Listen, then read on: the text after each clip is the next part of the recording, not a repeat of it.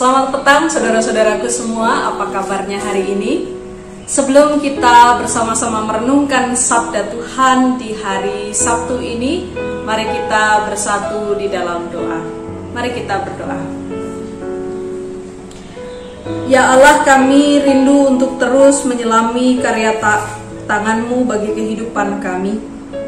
Oleh sebab itu, izinkan terang firman-Mu dapat memberi inspirasi bagi kami dalam memahaminya. Biarlah penyertaan Tuhan yang menuntun ketika kami mendengar dan merenungkan sabda-Mu. Dalam nama-Mu yang kudus kami mohon. Amin. Saudara, marilah kita membuka Alkitab kita dari Titus pasal 1 ayat 5-11. Titus pasal 1 ayat 5-11. Saya bacakan untuk saudara semua. Aku telah meninggalkan engkau di Kreta dengan maksud ini, supaya engkau mengatur apa yang masih perlu diatur, dan supaya engkau menetapkan penatua-penatua di setiap kota, seperti yang telah kupesankan kepadamu, yakni orang-orang yang tak bercacat, yang mempunyai hanya satu istri, yang anak-anaknya hidup beriman dan tidak dapat dituduh karena hidup tidak senonoh atau hidup tidak tertib.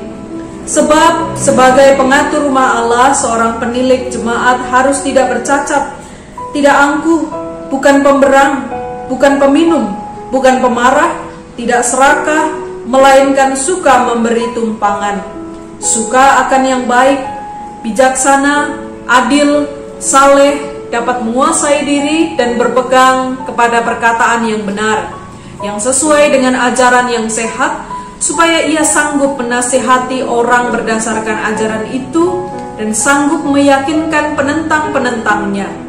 Karena sudah banyak orang hidup tidak tertib, terutama di antara mereka yang berpegang pada hukum sunat. Dengan omongan yang sia-sia mereka menyesatkan pikiran. Orang-orang semacam itu harus ditutup mulutnya, karena mereka mengacau banyak keluarga dengan mengajarkan yang tidak-tidak untuk mendapat untung yang memalukan. Demikianlah firman Tuhan bagi kita semua. Saudara-saudaraku yang terkasih dalam Tuhan Yesus Kristus, segemilang apapun prestasi seseorang di dunia, namun jika ia mengabaikan keluarga, ia bukanlah sebenar-benarnya orang yang berprestasi. Bagaimanapun tidak dibenarkan jika seseorang mengabaikan keluarganya demi sebuah pencapaian prestasi diri. Perihal mendidik keluarga dalam iman menjadi perhatian bagi Rasul Paulus dalam bacaan kita tadi, sehingga ia menjadikannya sebagai syarat penting bagi seorang calon penatua yang akan menjadi pemimpin jemaat di Kreta. Kreta adalah sebuah pulau yang terdiri dari banyak kota. Paulus mendorong jemaat-jemaat kecil di pulau Kreta itu untuk segera mandiri pada waktu itu. Paulus kemudian mengutus muridnya yang bernama Titus agar tetap tinggal di sana, di Kreta maksudnya, untuk mempersiapkan penatua-penatua yang cakap, yang memimpin jemaat-jemaat yang akan mandiri itu. Kecakapan seorang penatua pertama-tama dinilai dari kecakapannya di dalam keluarga. Barulah kemudian ia dapat dinilai cakap dalam mendidik jemaat. Penatua dikatakan oleh Rasul Paulus haruslah orang yang mendidik keluarganya di dalam iman. Ia haruslah seorang yang menerapkan laku hidup kasih terhadap sesama, mampu memegang komitmen dan mampu menguasai dirinya. Mampu menguasai diri adalah hal yang penting yang perlu menjadi skill bagi seorang penatua di Kreta. Pasalnya masyarakat Kreta terkenal dengan perilaku yang mengutamakan keuntungan material daripada kejujuran dan kehormatan. Mereka tidak peduli berapapun harga yang dibayar, yang harus dibayar untuk itu semua. Namun orang-orang Kristen tahu bahwa ada sesuatu yang sangat berharga.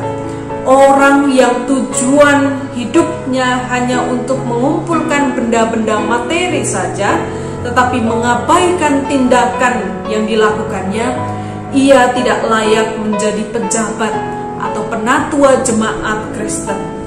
Kehidupan penatua tidak boleh menjadi contoh yang buruk demi kesenangan diri sendiri. Nah, hal itu pertama-tama ia berlakukan bagi keluarganya.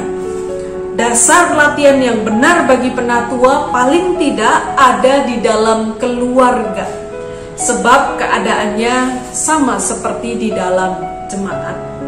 Saudaraku yang terkasih, pesan ini tidak hanya untuk para penatua, tetapi untuk kita semua sebagai orang Kristen. Kekristenan dimulai dari keluarga. Keluarga dipandang sebagai wadah tunggal di mana seseorang memperoleh pendidikan dasar untuk kehidupan sehari-hari dan pendidikan dasar untuk mengenal dan menjalankan kehendak Allah. Tidak heran bahwa memperhatikan dan menjaga kelangsungan keluarga menjadi sesuatu hal yang penting.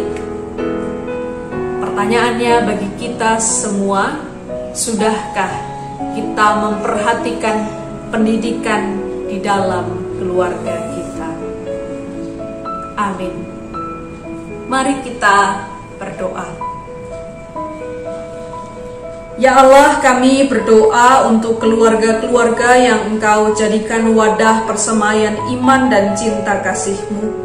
Berkati setiap keluarga yang terus mengupayakan pendidikan, relasi dan kehidupan yang baik di dalam keluarga. Ajarlah setiap anggota keluarga yang ada di dalamnya untuk saling silih asah, asih dan asuh, agar mereka dapat mewujudkan keluarga yang seturut dengan kehendak Tuhan.